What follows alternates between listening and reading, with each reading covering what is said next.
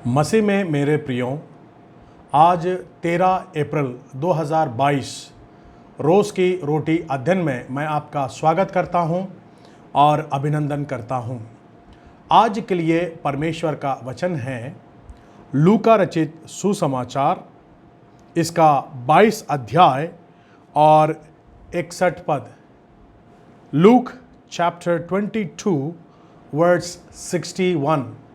यहाँ पर इस प्रकार से लिखा हुआ है, तब प्रभु ने घूमकर पतरस की ओर देखा और पतरस को प्रभु की वह बात याद आ गई जो उसने कही थी, आज मुर्ग के बांग देने से पहले तू 3 बार मुझे इनकार करेगा। और वह बाहर निकलकर फूट फूट कर रोया। हालेलुया। हाँ, मसीह में मेरे प्रियों, आज हम पतरस के जीवन से कुछ बातों को सीखना चाहते हैं। यहाँ पर वचन में हमने पढ़ लिया, प्रभु यीशु ने घूमकर पतरस को देखा। इस प्रकार से देखा कि पतरस को याद आ गया जो प्रभु ने कुछ ही क्षण पहले कहा था, मुर्ग के बांग देने से पहले 3 बार तो मुझे इनकार करेगा। ये बात सच हुई। पतरस ने यीशु मसीह को 3 बार इनकार किया। वो कहने लगा, मैं प्रभु को नहीं जानता। 3 बार, 1 बार नहीं, 2 बार नहीं, परंतु 3 बार वो लोगों के सामने प्रभु का इनकार कर देता है। प्रभु को अपनाने से वो इनकार कर देता है। प्रभु कौन है? मैं प्रभु के संग नहीं हूँ, मैं प्रभु को नहीं जानता हूँ, इनकार करता है। जो व्यक्ति प्रभु यीशु ख्रिस्ट के साथ 3.5 साल तक रहा, उसके साथ सेवकाई की, उसके चमत्कारों को देखा, उसके आश्चर्य कर्मों को देखा, उसके संग खाया, उसके साथ उसने हर एक कार्य जो प्रभु ने उससे कहा वो सब कुछ किया, वो आज पतरस प्रभु से कहता है, मैं नहीं जानता हूँ प्रभु को।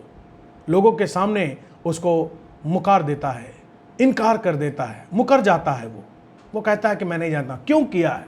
सबसे पहली बात तो हम देख सकते हैं लूका रचित सुसमाचार, इसके 22 अध्याय के 54 पद में, फिर वे उसे पकड़कर ले गए और महायाजक के घर ले आए।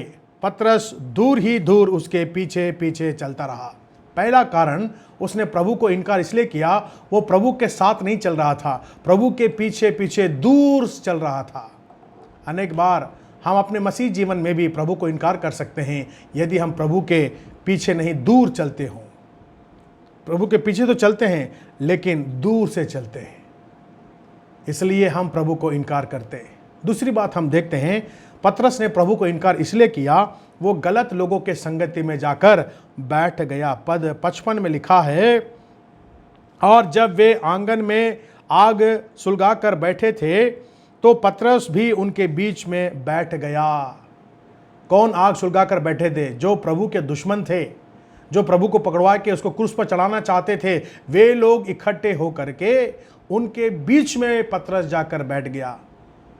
सही मायने में पतरस को जो है चेलों के साथ रहना था, प्रभु के लोगों के साथ रहना चाहिए था, परंतु उनके साथ ना रहते हुए गलत लोगों की संगत में बैठने के कारण वो प्रभु को इनकार करता है। वो डर गया, यदि मैंने प्रभु को अपना लिया, प्रभु के बारे में इनका इकरार कर लिया तो मैं क्या हो जाऊंगा? दंड के पात्र हो जाऊंगा। डर था, वो कायर बन गया। और हम तीसरी बात देखते हैं, यीशु मसीह ने लूका 22 और 34 पद में यीशु मसीह ने कहा, पतरस तू मुझे इनकार करेगा, मुर्ग के बांग देने से पहले 3 बार मुझे इनकार करेगा। उस चेतावनी को उसने गंभीरता से लेना चाहिए थी, परंतु वो कहने लगा, मैं कुछ भी हो जाए, मेरा प्राण भी देना पड़े तो मैं तुझे इनकार नहीं करूंगा।